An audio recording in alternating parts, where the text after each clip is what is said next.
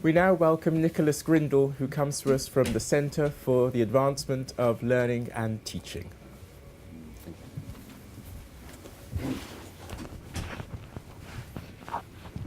Thank you, Nathaniel.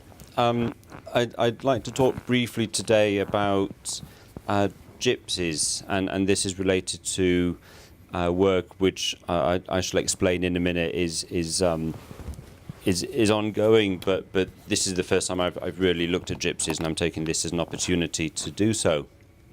There is a big question, of course, about whether gypsies constitute a separate race, and so how this theme fits into today's proceedings is maybe slightly open to question.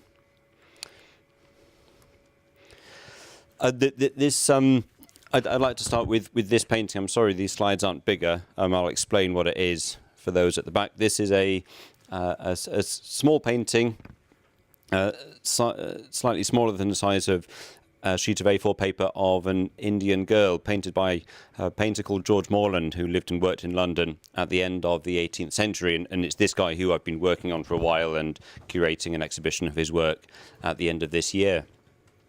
And this particular painting is in the Yale Centre for British Art, and it shows what appears to be a kind of an infant or maybe an early teenage girl of probably of Indian descent.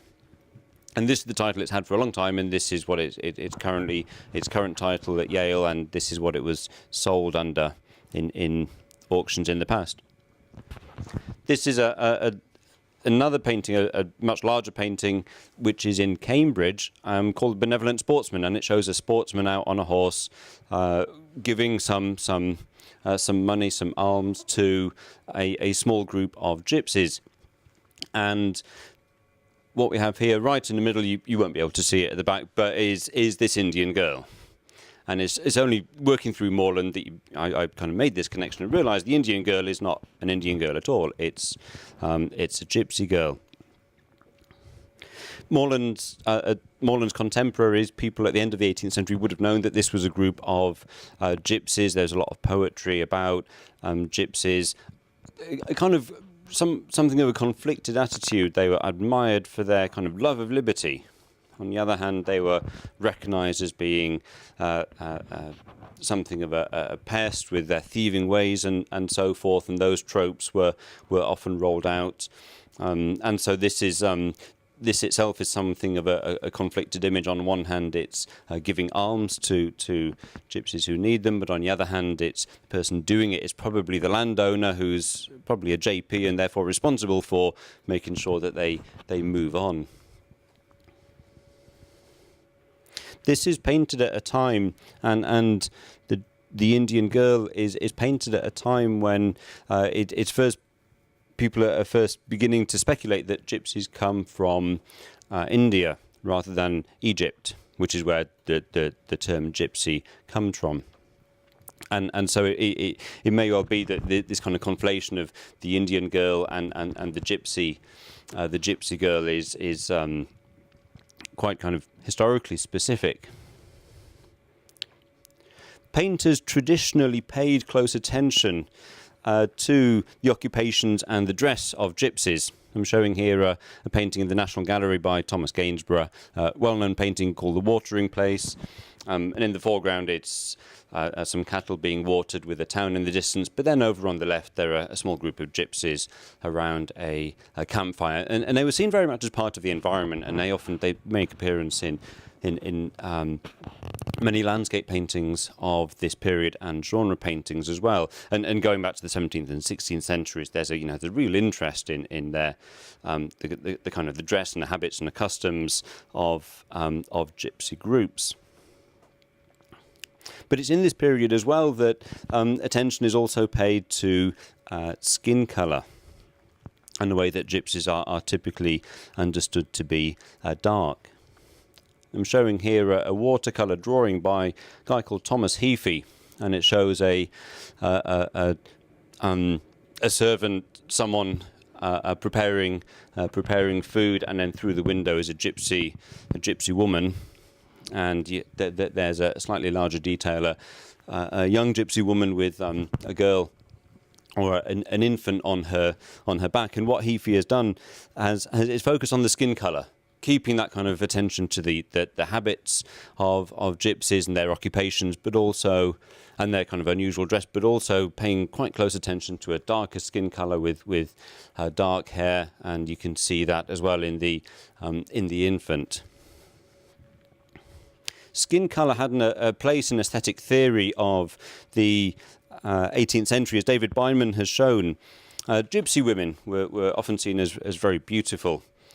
And the gypsy lifestyle was seen as picturesque. They're suitable subjects for paintings. But on the other hand, gypsies offered a number of distinct challenges to these canonical ideas about beauty.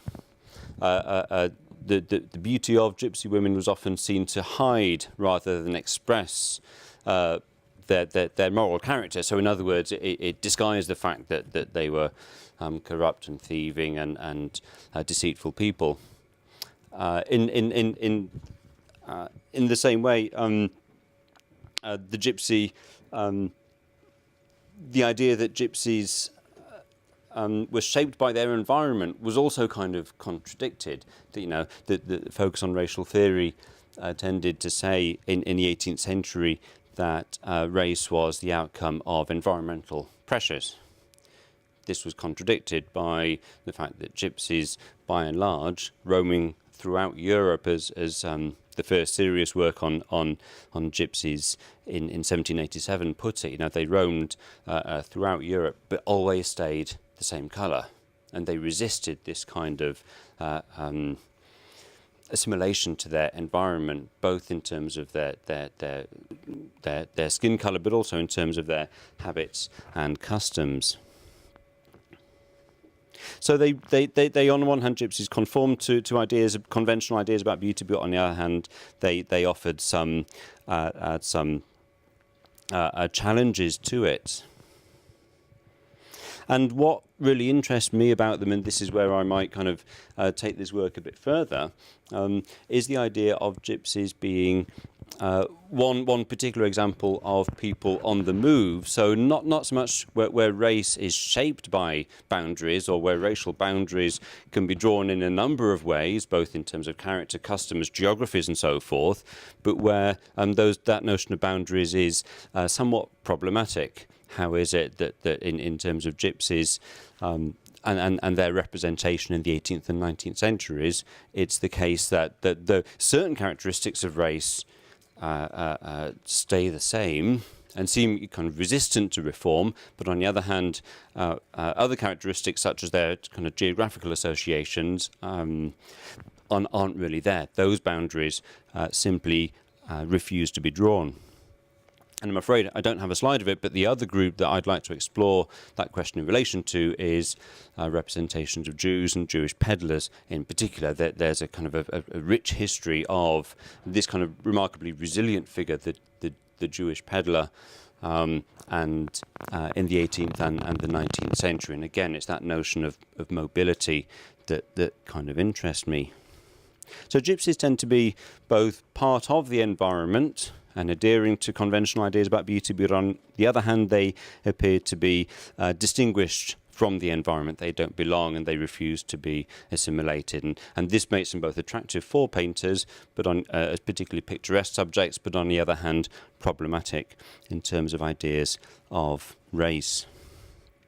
And I don't know how far this topic might take me, but kind of a quick initial exploration leads me to think it possibly could be to the early 20th century. This is a painting by Laura Knight, who's a Royal Academician in the early 20th century, and it's of a gypsy man, and also on display in Tate at the moment is a photograph by August Sander of gypsies as well. Again, this attention both to the specificities, the kind of picaresque character, but also the racial profile comes out quite well.